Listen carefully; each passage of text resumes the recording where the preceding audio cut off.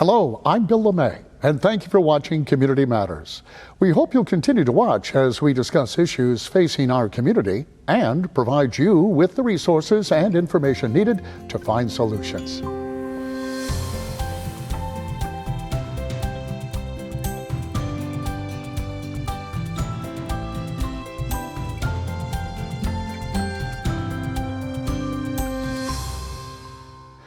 Today, we're discussing adaptive sports, which allow people of all ability levels to compete in games they love. We're lucky to be joined by Chris Thomas, who found a passion in wheelchair tennis. And Chris, welcome to the show. Thank you. Thank you for having me. Appreciate you being here. Before we get into adaptive sports, maybe you could tell us a little bit about yourself, your background. I am a father of 6. I'm a Raleigh native, Marine Corps veteran, retired medically in '97. And coached fast pitch softball and played sports growing up, and here I am. Okay, can I ask, and you have a war injury or a war-related military injury? It was a medical injury, and the amputation didn't actually happen until after my service. All right. Yeah. But that puts you in a different spot, because it sounds like you were very active, you were involved in sports, and now you have passion, and you had to find an outlet for it. So that brings us to adaptive sports. Very much so. Tell me a little bit about that, and how did you discover it? Okay, well, the gentleman that handled my prosthetic, his name is Marco at Limb Bionics, and he really is like the angel on my shoulder, because he navigated me to the adaptive sports and told me about if it was the Warrior Games, the National Wheelchair Games, all different events that were out there for us. So then the VA got me to recreational therapy, and they started bringing us to different events and sporting events for us to try. And one of the ones that they took me to was wheelchair tennis in Cary at Western Wake. And something about it, I really enjoyed it. And so I started going back, and I kept going. And there's a organization called WheelServe that teaches wheelchair tennis. At Western Wake is my location, and once we got the basics, we found out, well, you can go compete further if you enjoy that. And so that's what I did. I started competing and found out, okay, there's an outlet for me, and people out there like me. Whereas before, I really didn't want to get out much. I thought, okay, this is a different world for me. How am I going to navigate through it? And the adaptive sports really opened up a window for me to meet people and participate, and give me a focus and will to work out, if you will, or focus on something to get me in a positive place. I'm not a people person. I don't go out. If it wasn't for the adaptive sports, I wouldn't get out and talk to people. And because of the adaptive sports and the wheelchair tennis, I'm meeting people that are very similar to me, and they're such wonderful people to be around. I think we come out of our shell when we get around people that are in the similar situations, and there are no conversations about, oh, woe is me or this or that. We're just out there competing, having fun, having a blast. Well, tell me about your team. Okay. What, the Roosters, right? Yes, roosterwheelchairtennis.com. But how it worked is, to play wheelchair tennis, like a sanctioned event, you have to travel from state to state. They're all over the place. And so raising money and being able to do that, you want to share those costs. So there's another gentleman that joined the Western Wake WheelServe with me, and his name is Trey Bates.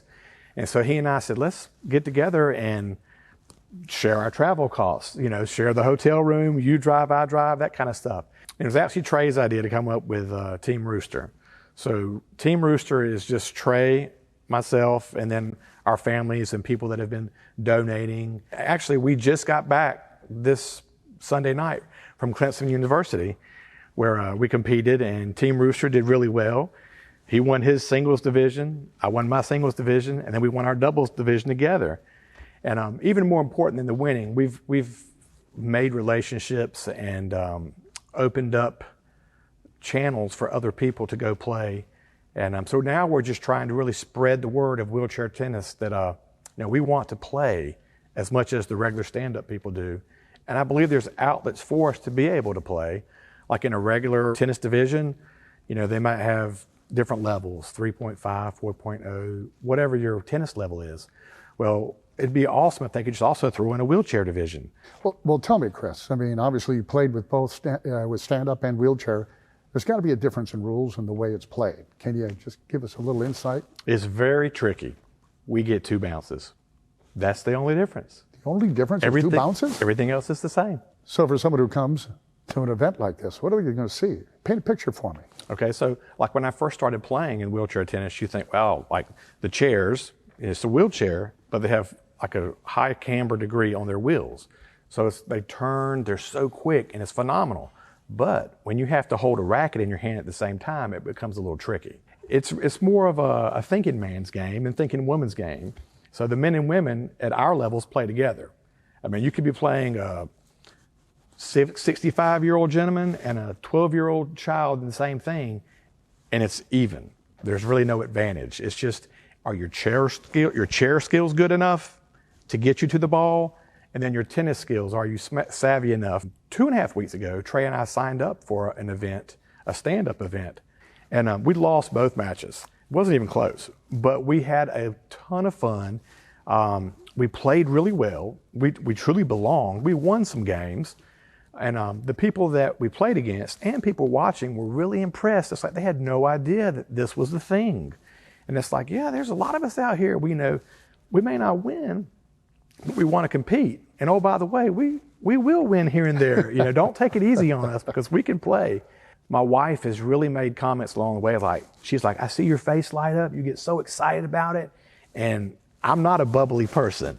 So for this to bring it out, it's really something special. And it's not just me, all the other wheelchair athletes, the same, regardless of their disability or ability, when you get a bunch together competing and stuff, it's a great environment. This is a great place to ask for the folks who are watching who would like to get involved and help.